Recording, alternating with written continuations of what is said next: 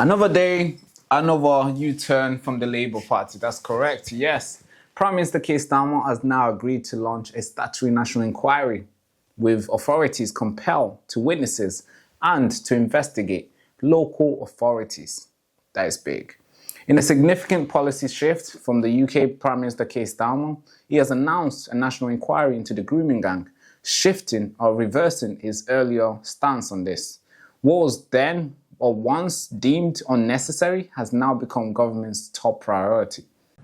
Calling for inquiries because they want to jump on a bandwagon of the far right, then that affects politics because a robust debate can only be based on the true fact. What changed? I mean, what did he drink this weekend? Because that is good. The grooming gang scandal, a dark chapter in the UK history, involving the systematic sexual abuse of young girls, predominantly by Pakistani men. Yes, I'm saying it, Pakistani men. That's correct.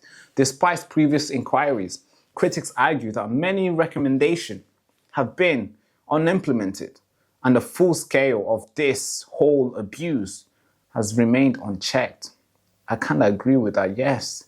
In towns like Rotherham, Oldham, the abuse continued unchecked, with authorities accused of turning a blind eye because they're void of appealing to be racist.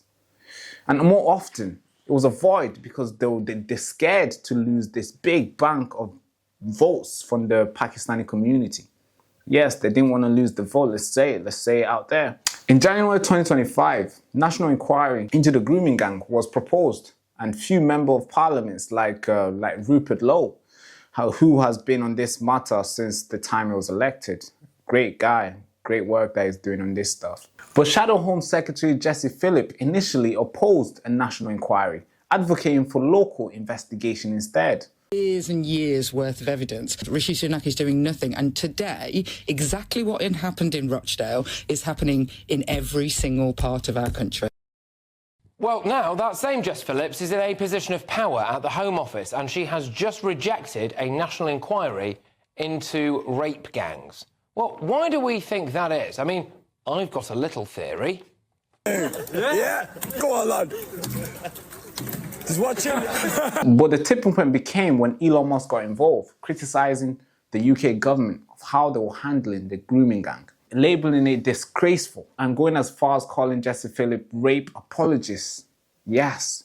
His comments drew international attention, intensified pressure on the Labour Party to reconsider his position. But recently, Keir Starmer commissioned a rapid audit by Lucy Casey, which conclude that national inquiry was necessary to address a systematic failure and ensure justice for victims. So, by yesterday, June 14th, 2025, Prime Minister Keir Starmer announced that the government would initiate a statutory national inquiry into the grooming gang. This inquiry will have authorities summoned to witnesses and compel testimony, aiming to uncover the full extent of the abuse and identify institutional failure. However, some critics, including myself, think that the Labour Party's government initial resistance undermined public trust and delayed justice for victims. Yes, of course, if they did this last year when they got in, I'll be really happy with them, but they took so long.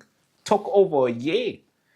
Here's a video I want you to watch of Rachel Reeves refusing to apologize to people who she called racist, who were called racist for standing for national inquiry. When it's published, will there be some sort of apology to all of those who were criticised by ministers as talking total nonsense, I'm quoting here, and misinformation, and those who were more or less accused of racism for raising this issue? The most important thing is getting justice. Well, no, this is what I've asked you is the most important thing. Well, no, Trevor. For many people who were criticised in that way. Trevor, what is the most important thing of here? Of course, it's the position of the victims. I understand that. It is the victims, and it's not people's hurt feelings about how they've been spoken about. The most important here is the victims of these evil crimes. But the reason it matters is because those people who raise this issue on behalf of victims who cannot often speak for themselves, were accused by government ministers of, quote, total nonsense, misinformation and racism. So actually, Surely that's important as well. I think the most important thing is the victims themselves. And we have been busy as a government this last year implementing the 200 or so recommendations of the previous inquiry. Convictions are now at a record high. The Prime Minister, Keir Starmer, is always focused, whether it's on this or other issues, on what practical things can be done to make sure that justice is always delivered. But you see, this has to be dealt with properly to make sure this doesn't happen in future. Presumably there are going to be some lessons learned here about the way ministers respond to these issues. Well, the Prime Minister, when he was Director of Prosecutions, he brought the first convictions in Rochdale. Louise Casey, when she did her review in Rotherham, uncovered what was going on there.